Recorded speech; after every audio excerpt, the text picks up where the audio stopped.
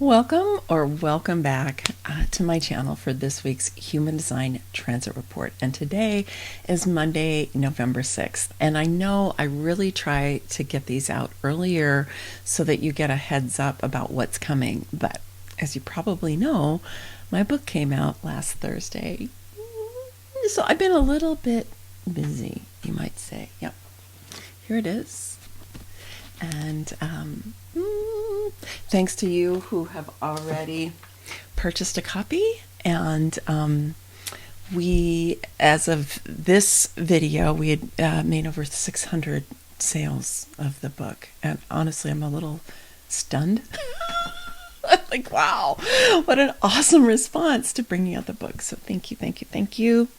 And you can still go to femininesovereigntybook.com and purchase it. And the Kindle's only $5.99 now, so it's not like it's gone up to a super high price, and even though it's no longer free. Okay, so let's go ahead and get started with the transit that starts today.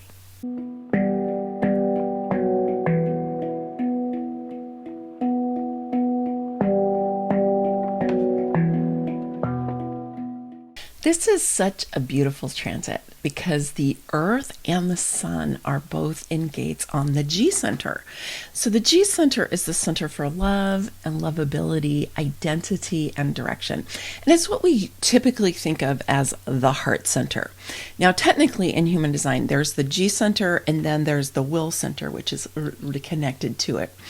And the will center is also part of what we think of as the heart chakra. And it is the center for value and worthiness and willpower, and so it's super important, but it's not being highlighted during this transit, so I'm not going to talk anymore about it. But I just wanted to name that there's both the G center and the will, which are related to the heart chakra.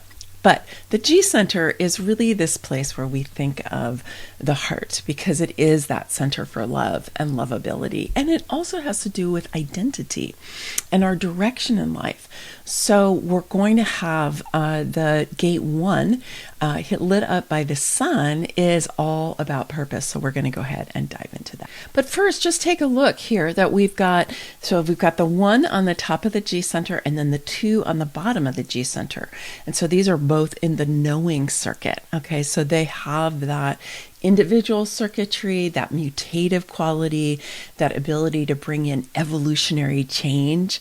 And I think it's awesome that these 2 gates are in that. So we're going to dive into that in a second. But I also want to note that Mercury is lighting up the gate 14, and it will be for just about the same transit for the sun and the earth. It's a little bit different, but let's just say it's the same for here. So it's for a few days. So we're going to have the 214 lit up as well as the 1 and the 2. So this channel is a beautiful channel, which really helps us to create abundance, to receive abundance through our service in the world. That's really what the 14 is all about. So the 14's on the sacral, so it's got that sacral energy, that creative life force. Let's just go out and build in the world kind of an energy. And it's not focused on money. It's not focused on bringing in revenue. It's focused on providing its service. And when it does that, then it can receive the abundance that it deserves. And the 2 is all about receptivity. And so we're going to dive in more deeply into the 2. But I just wanted to highlight this because this will be a really good transit for you to be paying attention to, really what are you focused on in terms of what your contribution is, or what you're bringing out into the world. And this can be in a job, like you could be doing this, working in a company or working in an organization. But the question is are you really focused on the service that you're providing, or are you more focused on the money? Because when we focus more on the money, it in this case, not always, but in this case, tends to kind of distort things a little bit. So you don't want to be doing that. And so you want to be really focusing on your service. And because Mercury's lighting it up, you can be thinking about, well, how do I want to talk about my service, right? How do I want to actually be able to communicate about that? So this will be a really great week for you to be communicating about your service, and then to be willing to receive through that gate too, the energy of abundance and prosperity. So let's go ahead and dive into that gate 2. So the gate 2 that the Earth is lighting up during this transit is super special because it's the location of what's called in human design speak, if you will, the magnetic monopole. So this is a magnet that is in the G center, and it's only has one direction. It only attracts. Okay, so it's interesting because we know from like the research that's been done at HeartMath, which I've shared with you before, and it is also in my book, is that the heart actually creates a torus field, an electromagnetic field that's massive, much bigger than the field of the brain, for example. And so it is moving this way. And so I don't know if that's just attractive. I'm not sure. I don't think so, because magnets by nature have 2 poles. So it's kind of an interesting thing to think about, or you can just go with it, which is what I tend to do, and to think of this as an attractive force. So it's called allowing in quantum human design. So we're allowing in this abundance. So if you think about this 14 too, the 14 is focused on its service. It's creating, it's building, it's using its life force energy to make its contribution. And then the 2 is there, and it's allowing in the prosperity and the abundance that the 14 deserves. So the best way to work with the gate 2 is to really elevate the emotional tone, the kind of vibrational frequency that you are experiencing, so that you're in a state of positive anticipation, expectation. You're in a state of gratitude and joy and compassion, and so on. These really kind of high frequency emotions, which then calibrate that your ability to allow in. So you want to be thinking about, how can I be really in a receptive state? I really think of the 2 as being receptive. It's attracting in, it's receiving in, it's allowing in, right? And the question is what are you allowing in? So we've just been talking about prosperity because that's what the 14 brings. But you can also think about, what are you allowing in? Are you allowing in your abundance? Are you allowing in your prosperity? Are you allowing in the good that you desire? Because unfortunately, and I just had a conversation with a client earlier today where she was talking about how she'd put a cage around her heart when she was a young person because of being heartbroken when she was only 20 years old, right? And so she put a cage around her heart. So she kind of closed off the good that could come to her from relationships in the future. So you want to take a look for yourself about, have you closed off your heart in any way? Have you stopped that allowing? Have you stopped being receptive to that which you desire? Which I know that sounds funny, but it does happen. So for example, sometimes when we're growing up, the love gets mixed up with violence, right? That happens for people. Or it gets mixed up with judgment or narcissism or abuse or criticism, right? And so then we're like, ooh, I want the love, but I don't want all that other stuff, and I don't know how to get the love without that, so I'm just going to shut it all down. Unfortunately, that happens. So you can think about that for yourself. I think I know I have done that at points in my life too. I think we probably all have. The question is do we then take ourselves out of the cage and let our heart actually expand into its massive ability again after we've moved through the thing where we felt really hurt. We felt like we had to protect ourselves, right? So that's something that you want to check out for yourself. And the Earth is lighting it up. So the Earth is asking us to ground ourselves in this ability to receive, this ability to allow in the good that we are really looking for. And I would even venture to say that the earth herself is saying, how can I, the earth, receive the prosperity, the abundance, the health, the well-being, the support that the earth really needs? And so this is something that you can be thinking about as well, which is, what is your relationship to that earth? And are you helping to provide for it? Are you helping to protect it?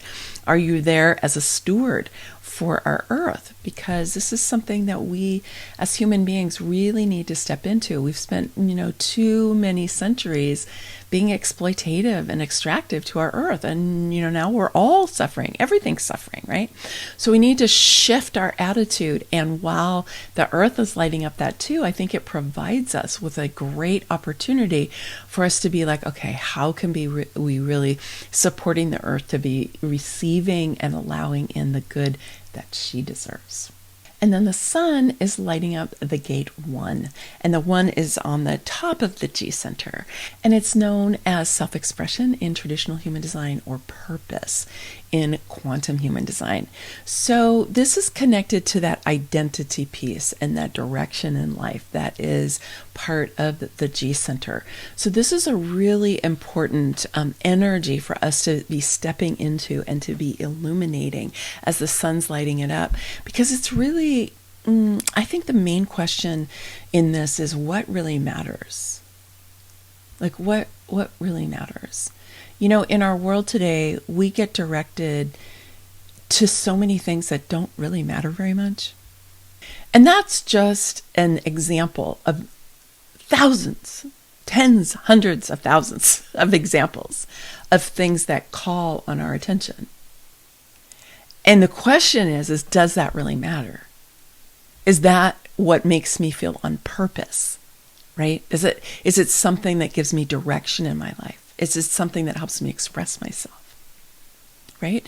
And unfortunately, our consumer culture has developed to the point where it's kind of depends on us not expressing ourselves and not being on purpose. Because it's when we don't express ourselves and we don't feel on purpose and we don't really know what matters and we don't really know what's meaningful and we don't really know what's going to make us feel really alive, that we buy stuff.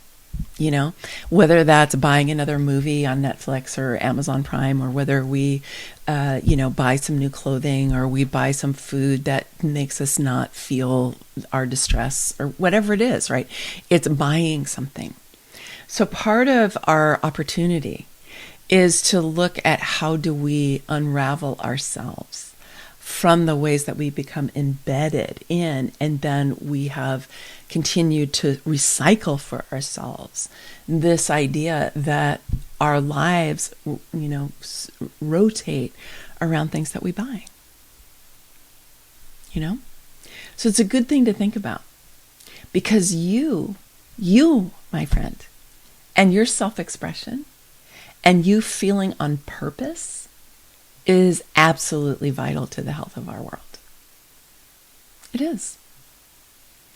And when you are self-expressed and when you're on purpose, you can't be controlled, because you're connected to the truth of your being.